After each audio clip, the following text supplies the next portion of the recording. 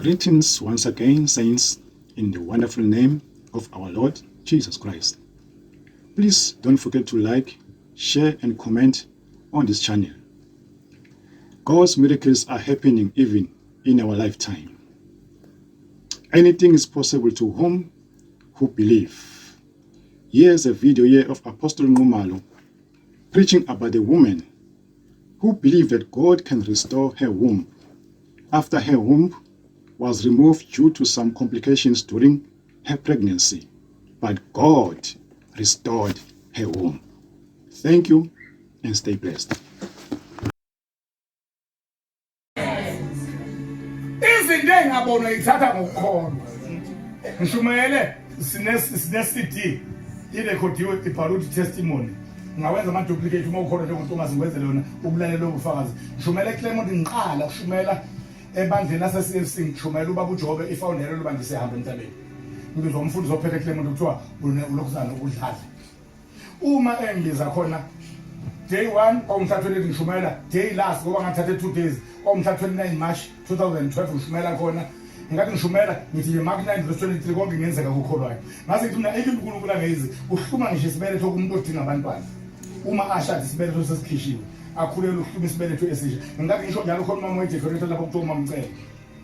isibeletho saze sakhishwa yena wayesabatho sakhishwa yena eyoteta abantwana eAlbert Mthuli okuthiwa baba nesindo kakhulu ngazi isibeletho sasedemecheka sakhishwa wenzelwa incwadi ukuthi isibeletho sikhishiwe yezwa bazalwane uma ngingakathi ngiphalele lo phathi ukuthi uNkulunkulu uhlumisa nje isibeletho uthi wenza ubuhlungu wazi wafisa ukuthi engathi angantshela umfundisi angicele ngime sehle naye siyomkhulekela ngaqhubeka nokushumayela ngeke ungibizwe maze ngishumayela ngiqhubeke ngishumayela angibenzana ngashumela ngathi ngicela bangifake imoto engangivukile hotel Prima Hotel ePinetown xole hotel avukela sasa ngahamba ebusuku ngakusasa wabuya lo mama wacela ithuba lokufakaza wafakaza bathi ngenkathi efakaza wathi ngakungcono uba umfundisi obeshumayela izolo bekhona ngenkathi eshumele ngizwe ubuhlungu okungabazi ngithe ngiphuma lapha ngase ngihamba ngigobile ngaze ngangena endlini ngigobile ngavuka sengaphuthuma eklinikhi bangicheka bangidlulisela esibhedlela uma ngifika esibhedlela ngenkathi bethi bayafaka iscanner bathi khona isibeletho esishe esihlumayo uthi ngasibala ngaya eAlbert Mthuli lapho esakhishwa khona ngiphethe incwadi uthi ngathi mangifika khona bathi yini oyizele lapha wathi ngizobuhlungu ngaphakathi bathi asazi ngoba isibeletho sakho sihluma kahle uthi wathi ebuya lapho babebhale enye incwadi isibeletho sesikhona sesihlumile ukuhluma isibeletho mina ngikhothe izwi ukuthi uNkulunkulu unamandla okuhlumisa ngisibeletho sakhishwa wakholwa izwi ngoba konke kungenzeka kokholwayo uma ukholwa uyayithatha into wasidownloada isibeletho salandwe ezweni lokomoya sazohluma enyameni ngikhuluma ngento mina okune-CD ebhaliwe erekhodiwe engakunikeza yona ngitholele ubufakazi kanti ngiyoshumela ePinetown nakhe ngikuqondileyo ngiyoshumela endaweni ekuthiwa iseNazareth ePinetown uma ngiqeda ukushumayela sakusukuma laba abantu abahlaze bethanda ukuthuma abafundisi babathume nasentweni zombhedo kodwa bafundi abantu abathanda ukuthi nikade bafundisi kodwa abantu abanithuma nje entweni embhedo basukuma umuntu ucela ithuba kuyasukuma ke uthi asalani ngibe involved in car accident futhi abanye babheda kahle bayizofaka nezifaka car accident and yazi imoto ihambe phezulu sala sami amathambo onke afakaka ngaba ne-bone fracture ngisahlele uthi ke bazalwane ngicela ningikhulekise ngoba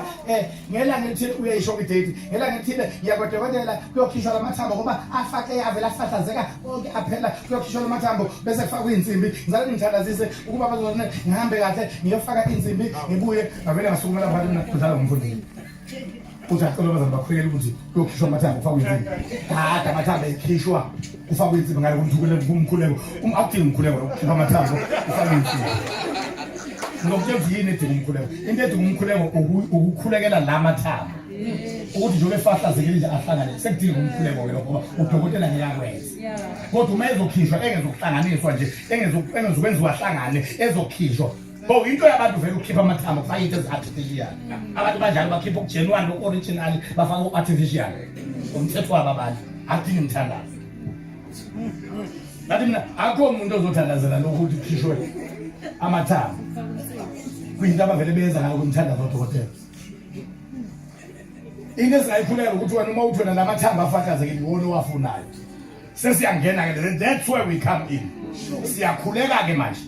sikhulekela ke ukuthi wena uyawafuna lamathamba ufuna khishwa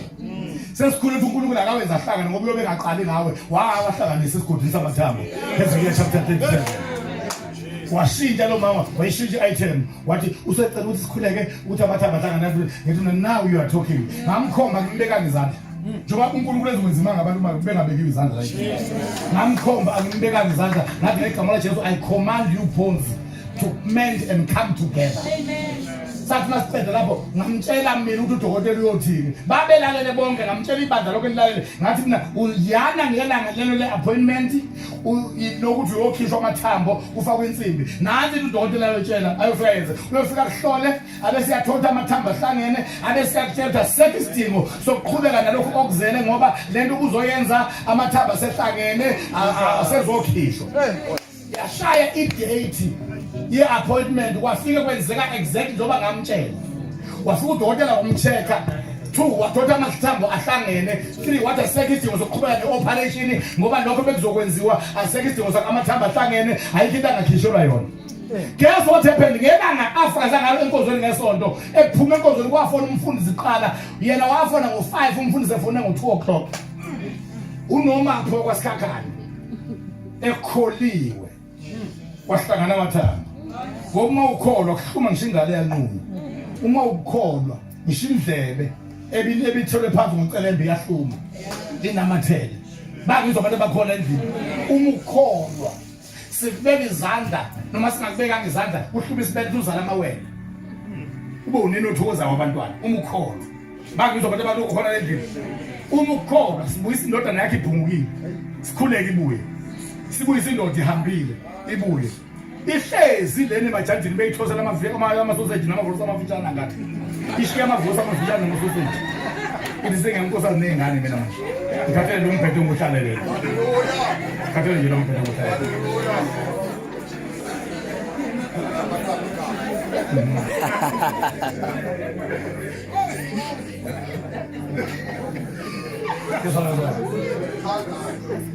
Ayikhambe samavosi athi ngekhaya kwami ngagcina nje ukuthi inkukhu yezulu lokulipela amavosi nangafutha amaningi angakakhona ukhona imbazolwane uyenza uthathe izinto ezinhle ngabona I prophesy tonight ngokukholwa umuntu ogcina ukukholwa endini ngokukholwa sizothatha amandla zothatha izipho zikamoya zothatha izithelo zikamoya zothatha impilo engcwele zothatha ivictory zothatha izibusiso zothatha ipower sizothatha imizi zothatha imishado zothatha imoto ngegama kaJesu zothatha ukuphila emzimbeni zothatha ideliverance yemndeni zothatha ukubreakwa kweziqalekiso nezinafindo ngegama kaJesu ngokukholwa khona izinto ezothatha